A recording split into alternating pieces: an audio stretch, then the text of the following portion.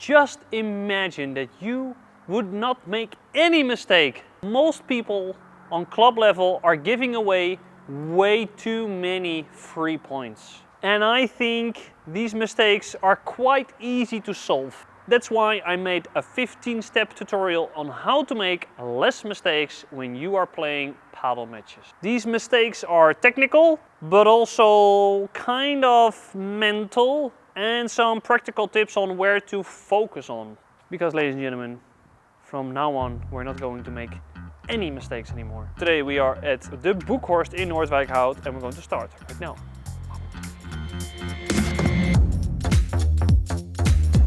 Oké. Ah, lekker boelie! And we have sales on justpaddle.com. I like it. You like it?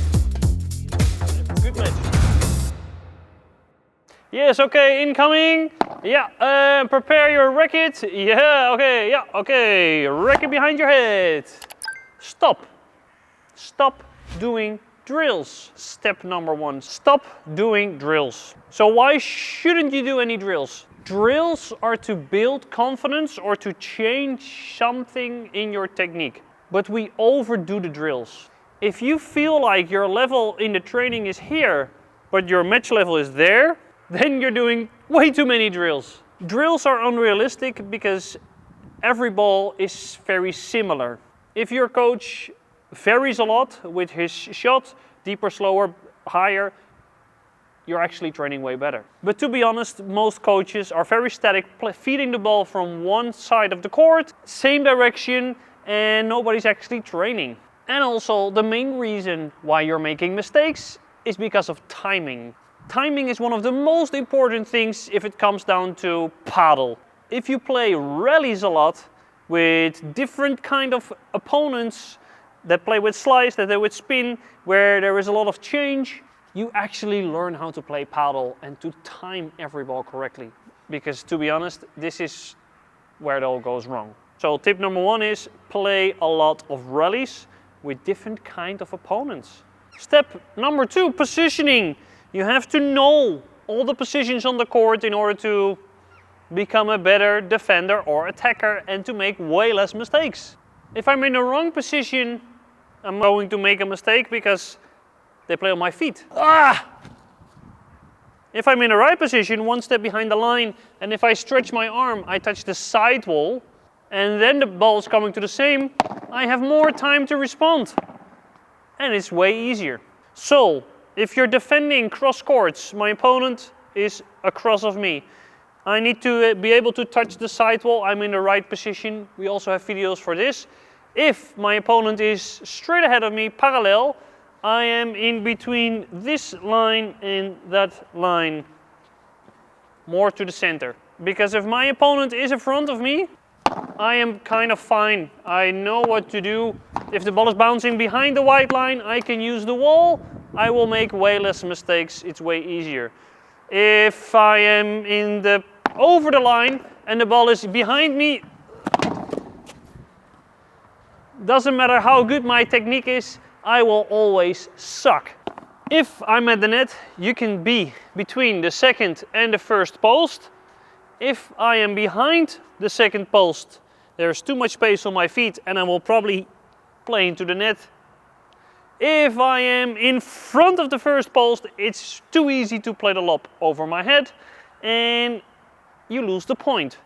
So generally, this is the position. The perfect positioning, very quickly, if the ball is in that corner, my position is at the first post, covering with the backhand. If the ball is in the center, in the middle, I move to the center, defending that part and defending this part. If the ball is in that corner, on the backhand side of the backhand player, my position is second post, covering the middle, covering the backhand. If you are in this position, your entire life is easier. So when you play paddle, this is the first thing to understand. So if you play paddle with somebody that stays at the back all the time, stop playing with those people because you will never learn paddle. You will stay at the same level for the rest of your life. Step number 3, relax. This is why the Spanish people are so good in paddle. They are relaxed. If you're at the back, you need to be relaxed because then you're able to understand the difference between using the wall and playing before the wall. You're able to do everything that you want. You can move forward. Oh, I cannot. I go back. So you need that basic Spanish, Argentinian, Mexican, South American relaxedness. If you're not relaxed, you're going to stop using the glass. You're going to make a lot of mistakes because you're choosing the wrong moment to play the ball. So relax and be ready. Step number 4, look towards the other side. Many paddle players are way too busy and are in their own mind when they're playing paddle. It is way better to focus on the other side because there is a lot of information going on the other side. This is also the reason why drills suck, because you're not learning to look how the opponent is holding the racket, how the opponent is moving. This is why you should always play with multiple people, because you learn to spot the differences. You know more or less when somebody's going to play the lob or when somebody's going to play down. If you're too much focused on yourself, distracted by the other everything besides paddle, you're too late. So when I play paddle with Sasha, I am going to focus to find maybe a clue when she's able to play the lob. So I'm gonna try to, because now I knew, and then I can smash and kill her. So if I'm aware, if I'm in my own head, I might be way too focused on defending or not really focused on my tactic. So, because also if I'm focused well and I change direction of the ball, then I know I change position, so I move. Because now I have to go back here. Oh, I have to go back again here. So now my focus is better because you see me moving everywhere. I'm there, I'm focused on the other side. I'm retrieving all the information that I can get from Sasha. Or my position changes. So that you see, if I'm not focused on the other side of the court, I can never be in the right position because I'm too late. Step number 5, learn the timing. You need to understand the trajectory of the ball. So when the ball is coming and it bounces and it comes up, there were 3 points of impact. Bounce, and when it's rising, that you hit the ball. Bounce, and when it's at the highest point, you hit the ball. Bounce, and when it's dropping, after the highest point, you hit the ball. The most difficult one is when it's on the rise. Then on the highest point, and the easiest one is after the highest point. If you're not aware of this, you probably choose the wrong option. Sometimes it's not possible to hit it after the rise or on the highest point. You have to take it before. But then you need to be able to do it with knowing you have to take it on the rise. And then your level will rise. And not the white rise, more the brown rise. And it's also that it can be after the glass. So bounce, and then after the highest point. Bounce on the highest point. Bounce on the rise. You can see how complicated this is. It's too complicated. So this is why a lot of people are making a mistake. Are you one of those people? Then subscribe to the YouTube channel, because I'm going to explain to you how you can never make any mistakes anymore. So now I'm going to hit the ball on the rise. Like this. This is why I made a mistake. It's way too complicated and I did not need to do that. Highest point. Highest point. Highest point. Highest point. Highest point. So if I hit on the highest point, I can bring the ball more down and I can play on Sasha's feet. So knowing this about the highest point can win you a lot of points. Yeah. So now behind, after the highest point. So now after Huts. And this is a good way to hit the lob, because you can bring the ball more upwards. When the ball is going down, you bring the ball up again. If I hit the ball like, it's impossible. So if I take it before the highest point, I know that I have to play down, because a lob is impossible if you're not pro. And this is also the case for using the glass. If you want to make less mistakes when using the glass, take it on the highest point or after. So if I wait too long, I bring the ball more upwards and Sasha can play the ball down. What I would recommend if you want to make less mistakes on the back of the court and using the glass is to take it on the highest point, because you can accelerate, bring the ball down and win everything. Step number 6, prepare early. So what a lot of people tend to do, they go back late with the racket. So this looks so stressful and you're gonna make a lot of mistakes and you cannot slow down the game. So what you need to do is your racket should be back before the ball is bounced. So I'm looking at Sasha, racket is back. Racket is back. Racket is back. Racket is back and it's waiting. And then it's just way easier and you can manage the speed of the ball. Step number 7 is prepare slowly. If you're not preparing early, you can never prepare slowly. But everything you do before you hit the ball should be in slow motion. So when the ball is coming and my preparation is fast, holy moly.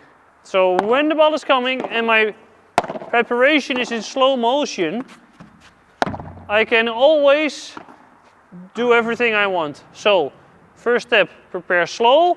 And first step, prepare early, so before the ball is bounced. And then the next step is slow preparation.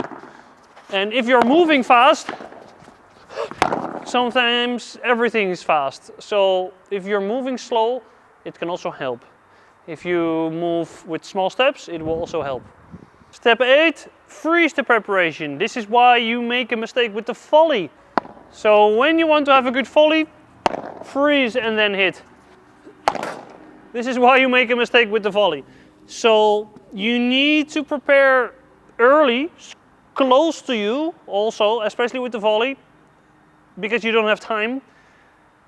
Slowly and freeze. So the ball is coming, freeze, and then I hit. Look how low the ball is. So if I freeze the preparation, I can control the speed and the angle. This is all you need. Step number 9, freeze and hold the feet. So this is where it all goes wrong, especially with the overheads. We are still moving or we are late and we have no control. So when you want to hit the ball harder and with more control, you stay and you hold. Your feet should not move 2 seconds before and after. So this would be a good drill. The ball is coming, hold, hit, stay. 2 seconds. So the ball is coming, move, move, move, move, move, stop. And then hit. The ball is coming, move, move, move, move, move, stop. And then hit. Then you have way more control. This might be one of the most important things for you because I saw you were moving on the court and my grandfather was faster. This is the police, it's the footwork police. They're coming for you. Step number 10 is for the smash and the rest of the shots. But control your upper body. Most of the time when you want to play too fast, you want to show everybody on the club that you have an amazing smash, you play faster than you should. So play on 70% of your power. If you cannot control your upper body anymore, don't go harder. Maybe slower. So what I mean by that is when we smash, we tend to use too much power and I am totally out of control. So it would be better to be more in control so that I use my upper body in the way I should but it all goes together. So you cannot move your upper body more than your arm, if you know what I mean. So stay composed. If you play a forehand, hold. You're not even using the upper body. You rotate, you hold. Backhand, the same. You hold. It is not this. You're playing faster than you should. Forwards, hold. The only time is when you smash, your upper body goes forwards or goes upwards. But if I kick smash, if I want to have a good kick smash, and I'm going there, I have no kick. It's not possible. If I want to have a good kick smash, I stay. I need to control my upper body. If I don't, I'm gonna make a mistake. Step 11 is hit the ball next to you or in front of you. So if you're late with the swing or too fast with your feet, you're hitting the ball behind you or in a wrong position. So then you're hitting the ball here. You cannot do anything there. So if you want to have a good control, hit it next to you where you can see the ball, or when you want to play cross courts, hit it in front. So if I play on the right side and I play a lot of balls cross courts, I hit the ball more in front of me. If I want to hit the ball straight, I hit the ball more next to me. So the contact point decides where you're going to hit the ball. So you need to be able to hit the ball here and here consciously. Do not watch the ball. Most common coach tip: watch the ball, watch the ball. Watch the ball is beep, bullshit. Worst thing you can say. You have to watch your contact point. Of course you need to watch the ball. Yeah, all right, but we need some more information, coaches. The ball is coming, and you hit the ball. This is wrong. When you hit the forehand, when you hit the vibra, when you hit the smash, when you go to the toilet, watch the contact point. So when you hit the vibra, I need to stay here and then I go there. If I hit the smash, I need to watch where I hit the ball, then I go there. If I watch the contact point, look what I'm doing. I'm smashing the ball into the net. So watch the ball, okay. When are you going to stop with watching the ball? Step number 13, keep the same height. This is why I make mistakes, especially with the forehand and, well, especially with my backhand, but also with my forehand, is that when I hit the ball, I also come up. The ball will go higher, so that will mean that the next ball is coming more complicated. So when I want to hit well, I want to hold my position. I don't want to go up when I hit. Especially with the backhand, if I do this, I have no more balance and I bring the ball up. With the lob, this would be good to go up, but this is especially the reason why you should not do it when the ball is low. Because when the ball is low and you want to play low, but you go up, the ball comes up and the next ball is more complicated. If you hold your final position, you have more balance and the ball will be lower over the net, which means the next ball is easy and you have control over the game. Step number 14, follow through in one fluent motion. So sometimes you did everything well. This is especially when you have a late preparation, so by now you're watching the video, you already solved this problem. But if you follow through, go in one fluent motion. If you are higher level, you can accelerate at the last moment. But if you want to make less mistakes, it would be better. So if you play for less mistakes as possible, instead of I'm doing too much, especially with my wrist, and the wrist is the most complicated thing to time, it would be better to play in one motion. You will make way less errors. And if you want to accelerate, then start by accelerating from further, but avoid using the wrist, because then you're moving something more than the rest of your body, and this is only for pro level players. The last step is follow through to the direction you want to play towards. Especially with the backhand volley, I see this is going horribly wrong.